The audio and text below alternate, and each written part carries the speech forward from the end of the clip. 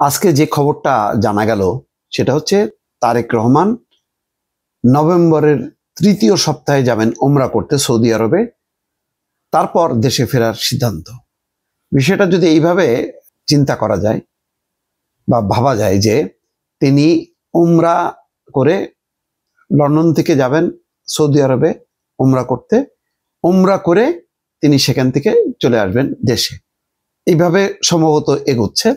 কারণ সালাউদ্দিন আহমেদ কিন্তু পরিষ্কার করে বলেছেন যে তিনি নভেম্বরে আসবেন। নভেম্বরের মাঝামাঝি, প্রথমে নাকি শেষে বোঝা যাচ্ছে না, কিন্তু ওমরা শেষ করে বোঝা যাচ্ছে যে মানে একদম শেষ প্রান্তে আসবেন এবং তারপর পরই নির্বাচনের তফসিল ঘোষণা হবে এবং পুরো দমে নির্বাচনী যে প্রচার অভিযান সেটা তিনি শুরু করেন। এর মধ্যে হয়তো যে প্রস্তুতিগুলো, বুলেট প্রুফ গাড়ি, তারপরে আগ্নেয়াস্ত্রের লাইসেন্স, তার নিরাপত্তা, সমস্ত বিষয়গুলো নিয়ে কাজ চলছে এবং সেটা হয়তো চূড়ান্ত হয়ে যাবে এবং তারেক রহমানের হয়তো রুট প্ল্যান, মানে কোথায় কোথায় যাবেন, কি করবেন, সেগুলি করছেন। এবং প্রতিদিন কিন্তু যেটা মনে হচ্ছিল যে তারেক রহমানের অনুপস্থিতিতে প্রার্থী তালিকা কিভাবে চূড়ান্ত হবে। তিনি লন্ডনে বসেই কিন্তু বাংলাদেশের সমস্ত দফায় দফায় যাচাই বাছাই করছেন এবং ফোনে ফোনে বলে দিচ্ছেন যে আপনি কাজ শুরু করেন। কেউ কাজ শুরু করেছে, তারপরে বলেছে যে একটু স্লো যান, পরে জানাচ্ছি, আবার বলেছেন যে ঠিক আছে কাজ করেন। অর্থাৎ ফোনে ফোনেই কিন্তু তিনি প্রতিনিয়ত সম্ভবত ঘুমের সময়টা বাদ দিয়ে বাকি সময়টা দল নিয়েই ব্যস্ত থাকছেন। ফলে কোনো গ্যাপ সম্ভবত হচ্ছে না, বিএনপির নেতৃবৃন্দ বলছে না। যেটা হচ্ছে যে জনগণের মাঝে যেভাবে জামাতের প্রধান বা অন্য নেতৃবৃন্দ যাচ্ছেন, তেমনটা হয়তো তারেক রহমান যেতে পারছেন না। কিন্তু তফসিল ঘোষণার পর শুধু তারেক রহমান একা নন, তার মাও, সব বেগম খালেদা জিয়া, তিনি নিজেও যাবেন, কিন্তু সেটা হয়তো খুবই সিলেক্টিভ কয়েকটা জায়গায়, হয়তো বড় 4টা ডিভিশনে, সে চট্টগ্রামে, রাজশাহীতে, খুলনায়, এইরকম বাছাই করা, বরিশাল, এরকম কয়েকটা জায়গায় ছাড়া ওনার পক্ষে সম্ভব না। বাকি কাজটা তো তারেক রহমান নিজেই একদম বিস্তারিতভাবে যে তিনি ঘুরবেন সারা দেশব্যাপী, এই ব্যাপারে কোনো সন্দেহ নাই। এবং হয়তো এটাই হবে, মানে নির্বাচনে একটা জোয়ার তৈরি করা হবে।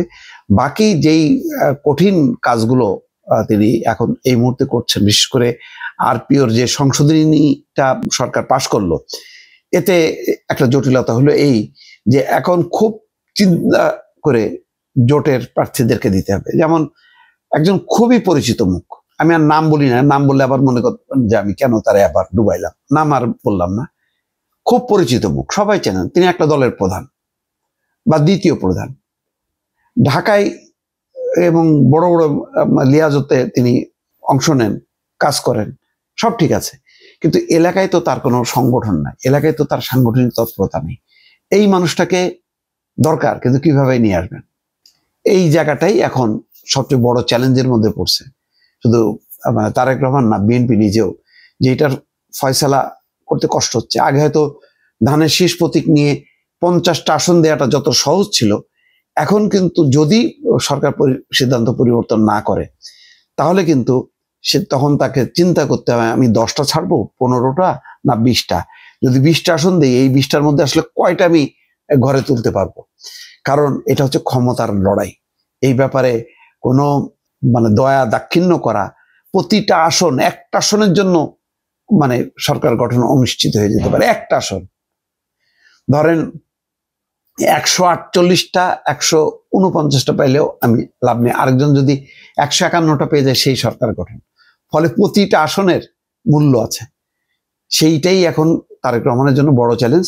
তবে আজকে যেটা খবর আসলো তাতে বোঝাই যাচ্ছে যে নভেম্বরের শেষ প্রান্তে আসবেন।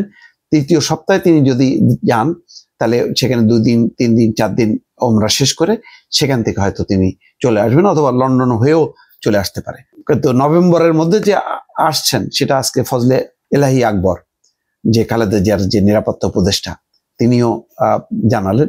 ফলে এটা নিশ্চিত যে এই সামনের মাসেই বিএনপির প্রধান প্রাণ পুরুষ এই মুহূর্তে তিনি আসবেন এবং দলের পূর্ণ যে এখন যে প্রাথমিক প্রস্তুতি চলছে, সেই প্রস্তুতিটা একটা চূড়ান্ত আকার নেবে। দর্শক।